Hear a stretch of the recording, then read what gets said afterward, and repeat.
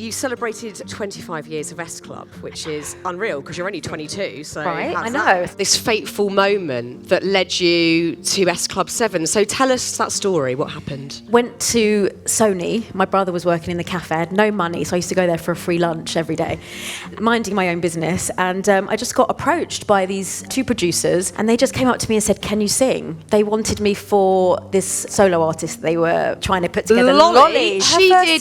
Hey, Mickey, you're so fine. Blah, blah, blah, blah, blah. That one. Just like that. Just like that. Well, look, it's so lovely to have you here. Oh, thank you. I don't know when I last saw you, but as I was saying to the lovely audience before, I used to see you quite a lot 20 years ago. You were always on a kids' TV show that I was hosting, namely Dig It. Dig It, I know, my God. Like 4 a.m. I was just going to say, always, yeah. Getting up to do your hair and makeup. But I remember that era and seeing ESC Club come on to Dig It, and I would look at all of you and just think, oh my God, you're so gorgeous and put together, and you had a stylist, and I felt like an utter dweeb next to you guys. I had like You were always bunches. so cool. No, you were so cool. I had the worst outfits ever. But it's so funny, having read your book, from what I saw, there was this sort of like very confident, put together person. But actually, in this book, you say that was quite challenging for you, going on kids' TV shows back in the day and doing interviews. Why was that tricky? Yeah, I think I got very good at putting on the face and the smile and the show. And yeah, particularly interviews, I always found really challenging. And I think it just got more and more as I went along. I mean, and I pretty much learned on the job. I hadn't, before ESC Club, hadn't sort of auditioned, gone to stage school, anything like that. I was just in the right place at the right time, and it was a real sliding doors moment that I got into the band. So I kind of learned on the job, and I went into the band at a place when I was quite emotionally shaky, quite insecure. My family had just... My dad had left, my family had separated. I was very, like, my foundations were very shaky. And I think, and I was young too, So I think going into that, I mean, it was very exciting, but it was also, just muddling through and sort of I just learned to sort of push everything down and put the smile on and go, Well, I guess also... And we'll talk about that fateful moment where you ended up in this band. But I guess the world tells us, you're so lucky, that's amazing. You're in the band, you've made it, everyone knows who you are, you're getting to travel the world. So actually, you naturally then end up suppressing things because you feel like you should be enjoying it all, and you should be feeling all the things that everybody's telling you that you're feeling. Yeah. So it's a tricky one to navigate. It is. It's a really weird one. I think, there's that thing of people in the public eye lead these very like charmed lives, and we're all just all the same, aren't we? Just muddling through, and we, there's lots of wonderful things we get to do and lots of opportunities, but I think sometimes doing them in the public, especially growing up in the public eye, you'd have... I mean, how old were you when you were probably the same... 15, 16, yeah.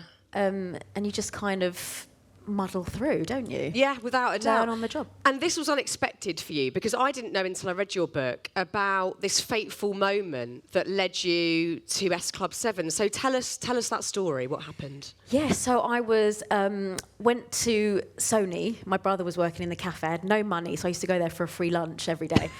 And I was just sitting there minding my own business, and I just got approached by these two producers, Mike and Nick, Rose and Foster, and we worked a lot with them back in the days, really big producers, and they just came up to me and said, "Can you sing?" And it was all a little bit of a blur. I mean, I have the most terrible memory, but I was like, yeah. I mean, I always loved singing, and I always would sing. I mean, I grew up around music, and I always loved it, but I was never confident. I never sort of performed or anything like that. But I was just like, yep, and then it all kind of just went from there.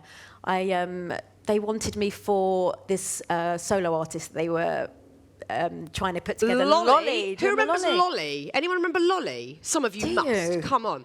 Lolly used to come on Dig It. Did she? Yeah, 100%. Yeah. I remember sharing a cab with Lolly once. I don't know where we were going or why, but I remember thinking, oh my God, I'm in a cab with Lolly. So you were going to be Lolly. And then I was going to be Lolly, and my first happen. single, I went into the studio to record this song called Telephone Boy. I think, was that her she first? Did. Hey, Mickey, you're so fine. Blah, blah, blah, blah, blah, that one. Yeah. So I went in and recorded Just like that. Just like that.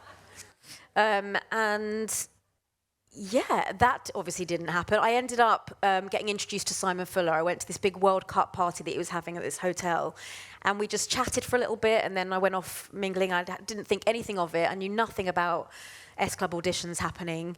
And then literally 2 weeks later, I got a phone call and from Simon, and he said, I'm putting together this band, and would you like to be in it? I mean, it literally was just crazy how something like that just happened like that. Yeah. But that was my audition, really. Singing in the studio, going to meet him, having a little chat. Thank God, because honestly, I think I would have totally messed the audition and wouldn't have got it, because the whole auditioning process is scary. Terrifying. Oh, God, so yeah, you're then awful. lumped with these 6 other people, but it seems like you gelled. You had to. Well, You at were the beginning, thrown it was together. only I was the 5th one. It wasn't going to be 7 originally, and then later on down the line, Joe and Brad joined. But yeah, it was very strategically put together, for sure. Yeah. Yeah, they were working out the chemistry, making sure you'd Yeah. all get on, and you had that chemistry, which was great. Yeah. When you think back to that early era, what kind of memories pop up? Because it must have been a whirlwind. You know, I used to see that from the peripherals, these bands, you know, going from one country to the next. You'd be in Germany doing promo in the morning, and then London in the evening, and then doing a gig somewhere else. And you were obviously filming in Miami as well for the TV show. Yeah. Do you look back at that era fondly? I do. I mean, I look back at it and, I mean, it was just a whirlwind. I mean, you know what it's like with everything. There's so many layers to everything you do. And it was so fast. And we were, like you said, all over the place. And I think because we had the TV show element as well, when we weren't recording albums, touring, whatever, we were also doing the TV show. So it was pretty much all the time. But for me, it was, you know, I was very much, it taught me a very strong work ethic. And for me, it was kind of a bit of an escapism for me, because where I was at the time when I got into S Club, we'd just lost, my whole family had kind of fallen apart, really. So it kind of was like, it gave me a focus and it gave me a structure. And for some time it really worked. But it is crazy when you've got your diaries planned out for you, everything's being done for you. At that age, especially when you would perhaps be going to university, or you'd be sort of finding your way in the world, or you'd be out, you know, at work, and you'd be sort of earning money, and it's a very different kind of, everything's so protected and managed. And so in lots of ways, I felt very safe in that.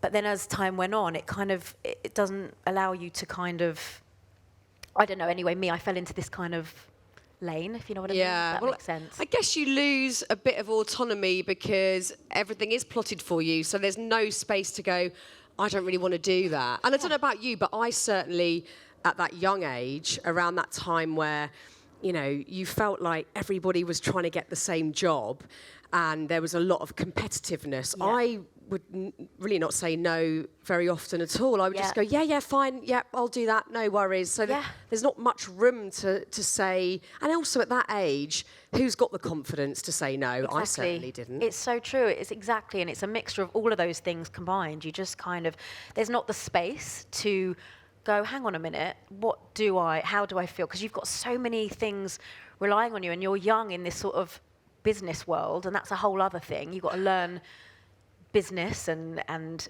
you're doing it all publicly, and it's like it's quite a minefield.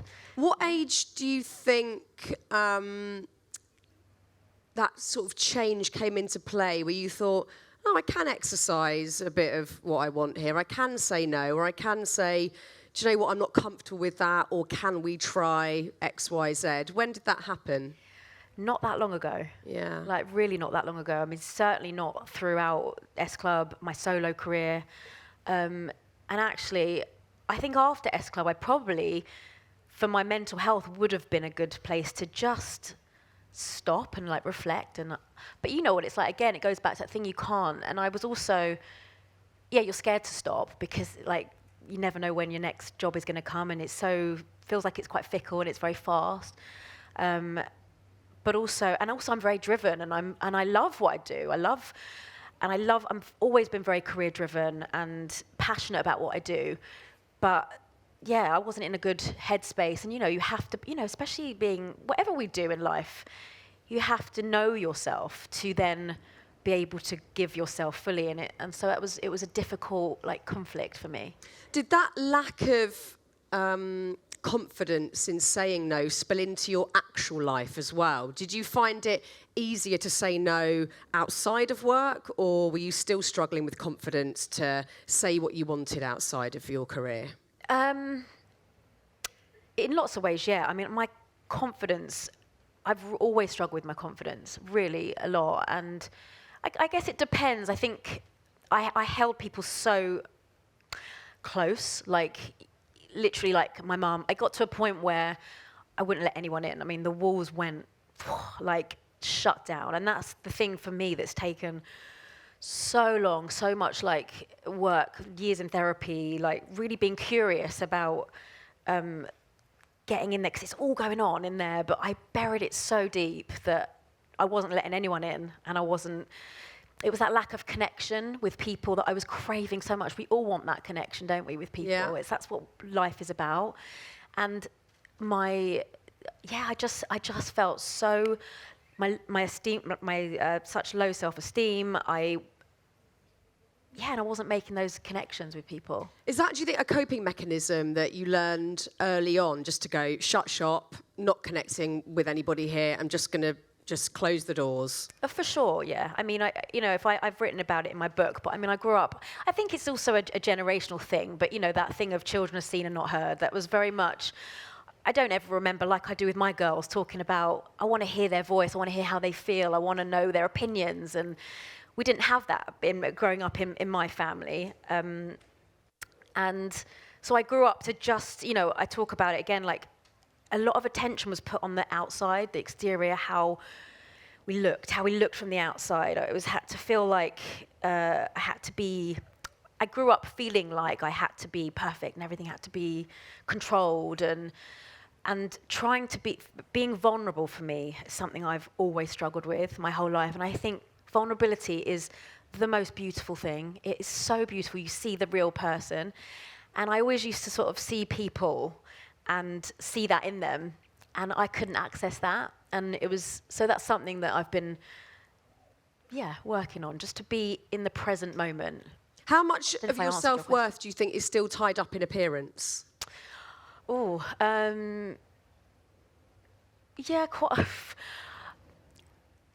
quite a lot, but more so because it's learnt. But I've really, I've worked a lot on myself, and I know how I trust myself now, and I still get triggered. This experience for me right now is, I'm so used to putting the shutters down, and my natural reaction would be, and shut everything down and go into my head and just, censor myself so much. So this for me is such a wonderful experience too, because I think it's so important to be out of your comfort zone and push yourself, even though it feels really scary. Yeah, and I really love you for saying that, and sort of breaking the fourth wall and going, this is scary, this is not normal to sit really in front of a bunch of people you don't know and chat about life. Lovely. It's not a normal thing. And I think the more we can all sort of talk about that and say, do you know what, everyone's in this together, we've all got stuff going on. Exactly. And pushing yourself and feeling a bit nervous about doing something is so healthy, but it doesn't have to feel comfortable. No, that's it. And that's one of the other things I've learned is to sit in the discomfort.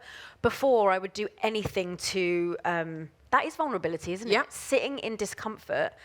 And one of the reasons I wanted to write this book was to share, just exactly what you said. I think it's so special and so important. And that's one thing I always struggled to do because I was so protected. But I always wanted to, and that's why I was so, for a million other reasons, so curious about and so passionate about self-development and people. We're all the same. Yeah.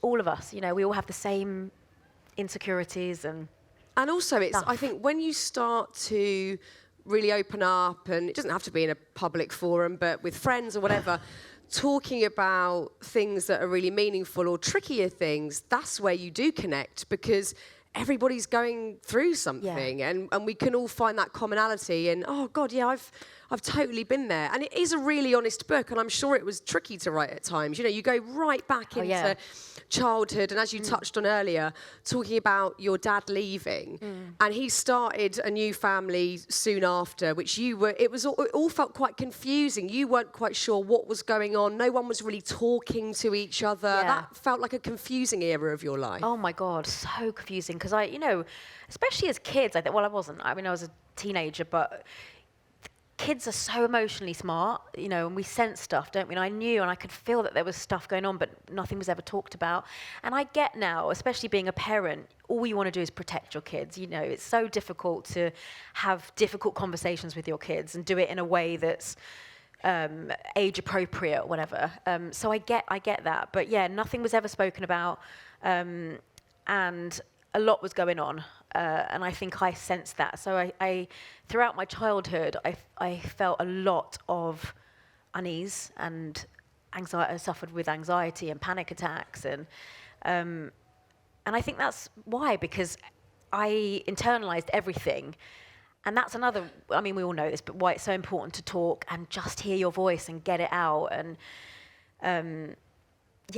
and it doesn't have to be perfect. I think that's another thing. Like, it's okay to muddle through and just get it out. It's okay. Yeah. I always had this thing of feeling like everything had to be perfect, and I had to articulate myself in a perfect way. But, when feelings are very messy, and, I look back at stuff that happened in my childhood with my family and the divorce and when my dad left, and it was very messy, and everything just gets messy, doesn't it?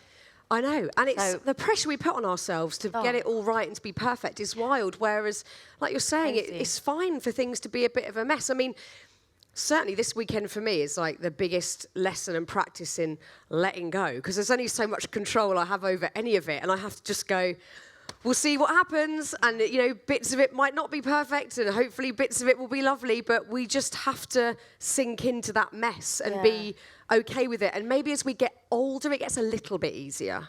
Yeah, I think so. But I was just going to say, when you were saying that, I admire you so much for that. And even when we were talking about when we were younger, I remember and seeing you throughout the years, thinking that you're so true to who you are.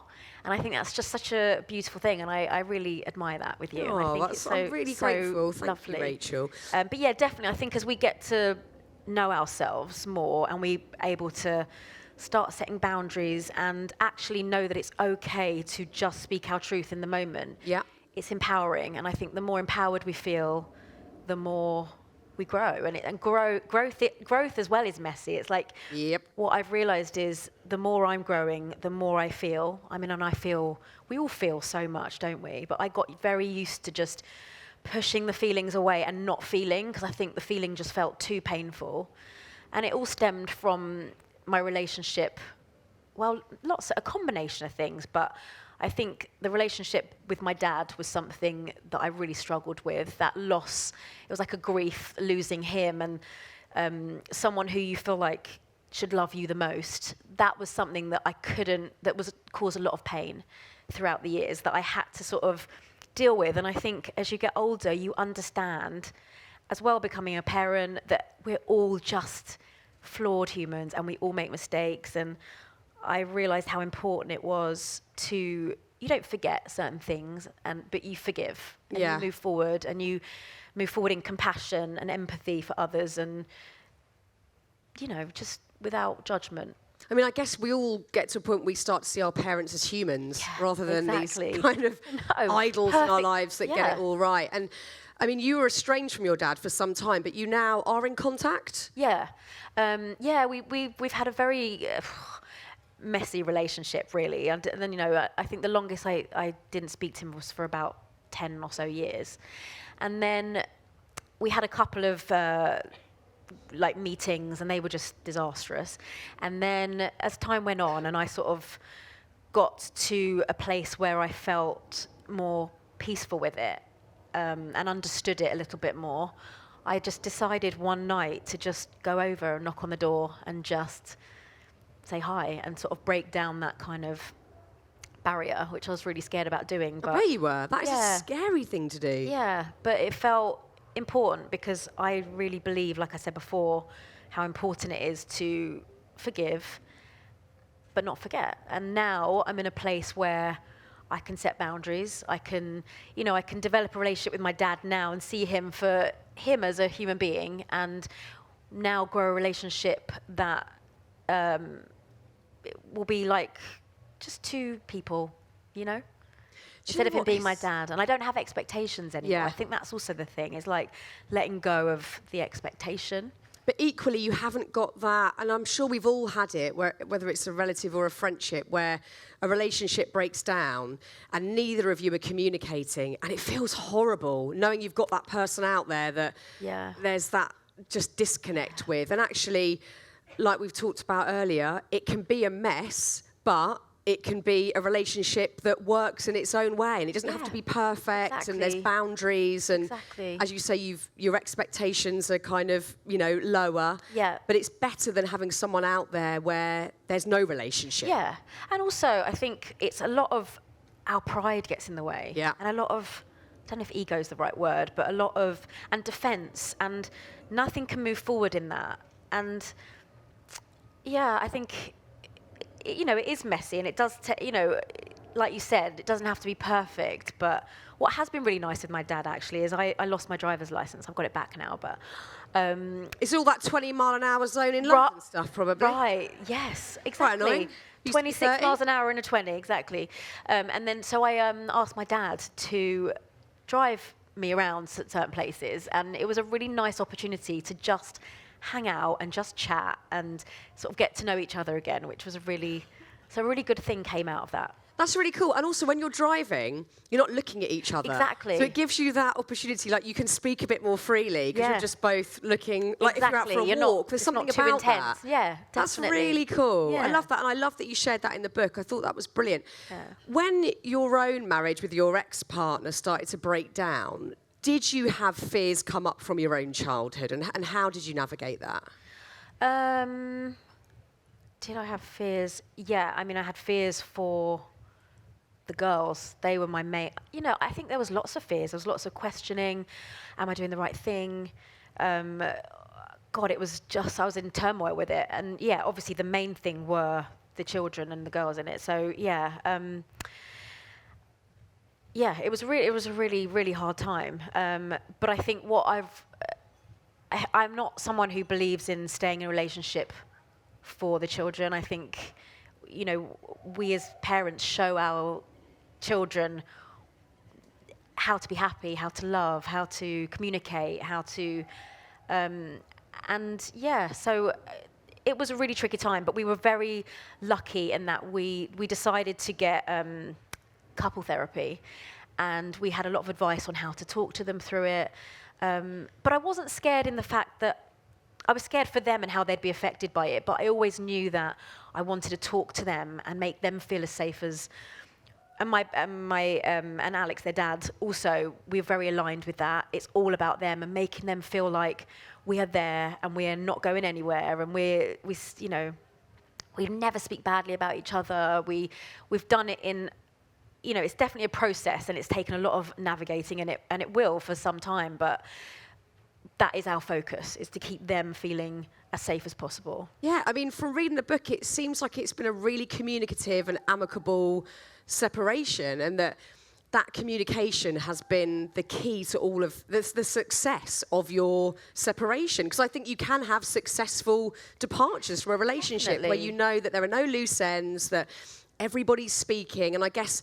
Yeah. In a way, it's been the opposite to what you experienced with your dad leaving and no communication, that you've taken great care and effort to make sure that you've spoken about everything, and it seems really balanced and amicable. Yeah, that was that was our most important thing. And I remember that day so clearly when we sat down. We were both so scared about telling them. But we planned it from we were advised to do it in the morning when the kids weren't tired, and it was meticulously planned. And again, it's something you have to muddle through, but we were as planned as we could be. But yeah, it's a tricky one. It's a constant navigation of parenting separately, and we do parent differently. But the thing that keeps us together is that we love them so much, and that we want them to feel safe in it all. So whatever's going on between us, we try and keep as separate as we can. We're going to make mistakes. We make mistakes along the way, but we're doing our best, and that's all you can do, isn't it? It's just do your best in it. It's not an easy thing to navigate. I mean, any family's messy, whether you're married, not married. Like, it's just, I've got a blended family. I know the dynamic. It's really complicated, but it's beautiful, isn't it? It's gorgeous. It is beautiful because you know, it's life, and I think it's showing kids as well that life isn't just husband, wife, you have kids. You know, life is a whole. You know, there's a whole. I don't know how to put it into words, but you know, it's. We've grown up feeling like we have to conform to be this certain way, and it isn't that way. And I think our generation are breaking that barrier, but it's a hard. I think we're breaking the barrier of so many things, of this mental health conversation, you know. So yeah. You're right. Well, I think it's brilliant that you've written about it, because it's one of those things that all of us will know someone probably now who's going through a separation, a divorce, or it might even be in your own life, and we need to know that other people are going through it and how they're navigating it to feel less alone in it. I think it's a really important subject. Yeah. You celebrated not long ago 25 years of ESC Club, which is unreal because you're only 22. So how does that It's right when I was like, but those markers blow my mind. It's ridiculous. You know, obviously, I was around in that era, and I'm like, that can't be right. 25 years, that's ridiculous. It's ridiculous. But it was a huge moment. But it was also an unbelievably painful moment, because it was really sadly teamed with this shocking news of Paul dying. Yeah. And I don't think anyone could quite believe it. I can't imagine what it was like to be in the band around that time, totally out of the blue, totally shocking. How did you guys get through that? God, it just brought us even closer together. It was just devastating. But we just were together, actually, and I think we were just all we just talked, and we just kind of, you know, obviously the tour was all happening, but there was no talk about it not happening, but we just stopped and took a step back, and we just talked, and we were just there for each other. We were really wanted to just be mindful of his family and just be as respectful, and you know, we were just talking all the time and just sharing in memories of him. And the rehearsals, so yeah, we then, you know, the tour took on a whole different meaning and became a really beautiful tribute and celebration of him, and so it was gorgeous to celebrate him in that way with the fans as well. So it became very, very special. But he was always there, like, you know, there'll be lots of times where one of us would get emotional, and then we'd just laugh, and then we'd have memories, and we just talked. And I think we just kind of all were there for each other, and I think just that's all you can do, isn't it? It's like. And you had some group therapy sessions as a band too. How did that help? It was really good. I think talking is the best thing ever, you know, and it can never be a bad thing. You know, it opens up conversation, and it helps you just, it's just as simple as that, isn't it? Yeah. But it was a really special way to celebrate him and his life. So yeah. But it was just, tragic. Awful. And I think it's one of those things, especially when you know someone so well, or you've worked with someone, you've got that history with them. Yeah. It does make you sit up and go, right, no more pissing about. What am I doing here? It really does give you a sense of every day needs to count. It's not going to be perfect. Yeah. You know, it could be a hot mess, but every day I've got to be present. And be in the moment. Did you feel like it had that impact on you? I think I felt like that for a long time. I think aren't we all striving to be more present and be in the moment? And I think that's just what just such a wonderful thing to be able to be. Is just be in the moment. So yeah, I've been striving for that for a long time. But yeah, I mean, that was just it's just tragic. But just sharing in him was just helped us. Yeah. You know, move forward. Yeah. One thing that we've got massively in common is being worriers. Oh. Hate being. Any other worriers in the crowd? Oh, yeah. We're all here together. It's horrible. My people. Yeah. I worry about all sorts of nonsense, things that will never happen, but they're there in my head. What if? What if? Drives me wild. I know. What do you worry about the most? What do I worry about the most? what do I worry about the most? Well, I worry about so many things, but the first thing that came to my mind is I get a lot of health anxiety. That's one of the things that I really struggle with. And I talk about one of the things that my sort of like panic, my stuff latched onto was emetophobia, and I talk about that in the book. And my God, I spent so much time, and I still do, it's not gone away. I just manage it better, and I manage my anxiety better. But if ever the kids come home from school, you know what kids are like, and they say, oh my God, this kid was sick at school today. I'm like, and I go, you know, and so, yeah, but my God, I worry about so many things. Like on a plane, I'm like, what if this happens? I get in literally, I don't even know what to say first because there's so many things. Yeah. I worry about. I hear you. What others think, but I don't worry about that so much anymore. But yeah, I just everything. Yeah. What about you? Oh, all sorts. I mean, when my worry or anxiety gets really bad, it tips into OCD. So I can get OCD type reactions from it. So I can do the obvious stuff like having to check all the ovens off and the doors are locked about 1,000 times. Or if my stepson comes in really late because the Euros are on and he comes in at 2 in the morning. Yeah, and then I have to go and check the door, and then maybe he's open, maybe he's cooked something, and I have to check everything again at 2 in the morning. Yeah. It's really annoying. And then you can't like relax. You can't relax. I know. And then you so mine can tip into that, or my OCD can just be like an obsessive worry that I cannot override. It will not go. Yeah. A lot around like the safety of my kids and like all the usual things that we all probably have. Yeah. But again, I think because we don't talk about this stuff, we just think, oh, it's only me. Why is everyone so why is everyone coping and everyone's just like not worrying about stuff? Most of us are doing it. I mean, there's some we get people very that good at sort of putting on the show. You know, it's like that thing at the school gates. You all right? How are you? Fine. Yeah. Fine. And everything's fine. You're going, oh my God, what if I die in a minute? Like, Yeah. literally. I know, it's so mad. I mean, there are people, my husband's not a worrier, and it's amazing, because I'll say to him, but what about, like, if we're going on holiday, but what about this, and what about that, and what if this happens, and what if the kids never sleep again, and blah, blah, blah. And he's just like, what are you on about? But how amazing is that? I envy that. But how amazing that you've got that's your partner, because imagine if you were both... But sometimes it's annoying because I think, why aren't you worried? Yeah. Why are you not worrying like me? Yeah. There's something wrong with you. Yeah. There's not. There's something really wrong. And is he like just asleep in like 2 seconds? Oh yeah, and you're just like literally snoring within half a second. Oh, unbelievable. But there's many worriers out there, and it feels like a really sort of banal subject, but it's so important because we're all doing it, and it's really annoying. And isn't it a form of control? It's control, isn't it? It's control, and that's what I've realised. Like, you know, when you said obsessive worries, like emetophobia, I think any phobia. OCD, it's like a form of, if I get that, it's like taking away from what the actual feeling is. I think that's what the phobia, and it latches on to different things. But what it really is a way of coping and not feeling what we're feeling. So true. And so true.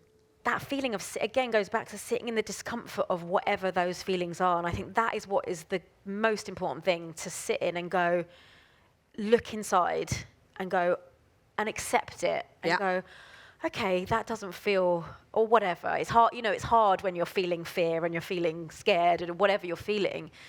But to sit in that discomfort is so, it helps you grow. It does. So much. It does. And it's the quickest way to bypass all of that extra time wasting that we do with all the worries. If we can just deal with the discomfort, which, you know, in the modern world, we're sort of tempted with these quick fixes. Do this, and then you never worry again, or do this, and it's like, actually, sometimes we just need to feel a bit rubbish, and that's the answer to it. But I think it's, again, there's so many brilliant things in this book in terms of your honesty and talking about all the stuff that we're all going through. So I'm so glad that you've taken the time to go there with all of this stuff. It's brilliant. And it's been such a joy talking to you today. It's lovely, thank you. I'm so glad you're at the festival. My heart's not pounding anymore. Yeah, I love it. I'm so glad. Please give it up for Rachel Stevens, everyone.